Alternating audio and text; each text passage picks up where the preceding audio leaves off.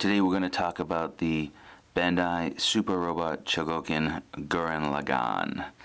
Gurren Lagann, of course, is from the awesome anime of the same name and is a very popular robot of the last few years, and as such there have been many different interpretations of the toy.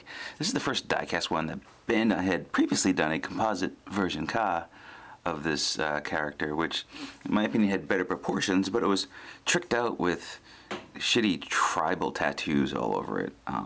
I think it's a very divisive toy. You're either going to love it or you're going to hate it, and it all depends on how much you want to adhere to anime accuracy, because while it is a cool toy, it is not really anime accurate. It's got these giant knee pads and the very slender up top, and some of the markings aren't really right.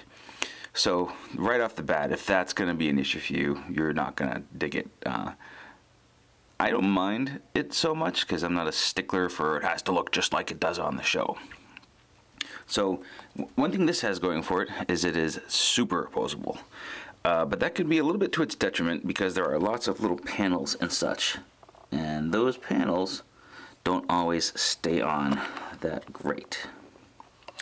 So first, keep in mind, some things will pop off. It's just how it goes. But some things are a little more pop off than others. Like, for example, the head. Head pops up rather easily. But it also goes back on rather easily. It's got a ball joint. See, if I go back too far, just boink, comes right out. A couple dual joints there, which is really nice. I wanted to show you the shoulders. The shoulders are very cool. Maybe from the back is the best way to see here. You've got these shoulder pads here, which are on balls, right? They kind of go all over the place when you're posing. They have a nice pull-out arm joint.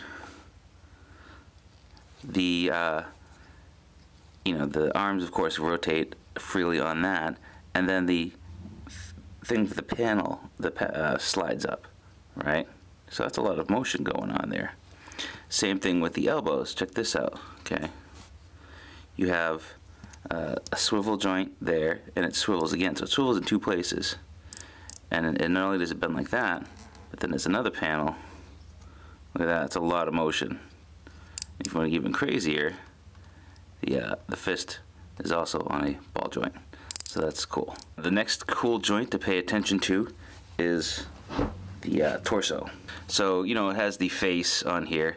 Of course, the jaw does move, but there's actually something more going on here that's kind of interesting. It makes it a little fidgety, but like when it comes out of the package, it looks like, wow, that's really spindly, but it really means to sit down like this. But you check this out, how much room you can get on that joint. You can really do a lot of things with it, There's a lot of motion going on there. I mean, not that you're ever going to need to do that with a figure, but you can. Enables you to come forward and really get far down. But you can also, nice little touch, it reveals like a little bit of a spine on the back. So definitely interesting back joint there. And both that panel and the inner panel move, but they don't separate. The inner panel mouth doesn't separate, but what are you gonna do there? So very cool joint there, but like I said, a little fidgety. Same thing goes with all the hip skirts. A little fidgety. These pop off somewhat easily. So I'll just take one off now so you can see it. What's going on. Look at the nice heavy metal ball in there attached to a nice metal rod between the torso. It is actually really heavy feeling, despite the only outside metal being on the lower legs. But a lot of the joint work throughout this figure is metal.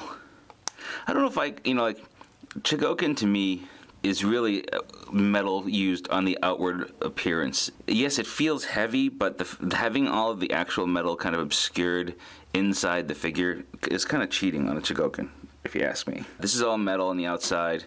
Look at the nice joint work in the feet here. You could do a lot with these feet. Actually come out a little bit too, so you can see, I mean, that's sort of nuts. Why you need to do that, I don't know. Gurren Lagann is a fairly dynamic character, but it's all there for you to do so. Gurren Lagann has accessories. We like accessories. First thing we can do is swap out the faceplate for the non-sunglassed version, and then he comes with sunglass blades, 2 of them, with the hands to hold them, which I'm not going to show you right this second. He also comes with 4 little drills that go on the hands like so he can do his best Wolverine impersonation. You know, he's the best at what he does, but what he does isn't very nice. He comes with different faces. They're really, really tiny, so don't lose those. They just pop out of a plate on the face. You can just swap those out pretty easy. Of course, the nice accessory is the backpack, the flight pack with the wings. It's a nice big unit. When I had the Revoltech, everyone was upset that you had to go buy all the different Gurren Lagann Revoltechs to assemble the wing piece. This is nice, it comes with it. Just a nice piece. The wings, of course, do, you know, move and fold out. It comes with an adapter part for a Tamashii display stand. The stand is not included, but the adapter is. So you can just take your little guy here, stick the stand up his butt, like so, and then he can kind of float up in the air. So that's rather nice too, the stand adapter. You do have to buy the Tamashii stage stands separately, like I said. So, Gurren Lagann does have more stuff, but unfortunately it comes with an accessory pack called the Ultimate Drill Set of Manliness. This comes with the Giga Drill and a bunch of additional tiny drills to form full drillized mode. And one would assume that they're pretty similar to these, and they'll just pop into the various sockets that are littered all over the figure. There are a lot of them.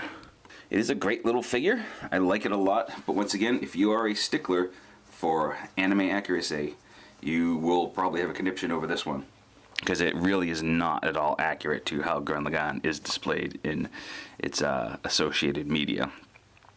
So other than that, quality die-cast Bandai Japan release. This is the Super Robot Chogokin Gurren Lagann from Bandai Tamashii Nations. This is Josh from CollectionDX. See you next time.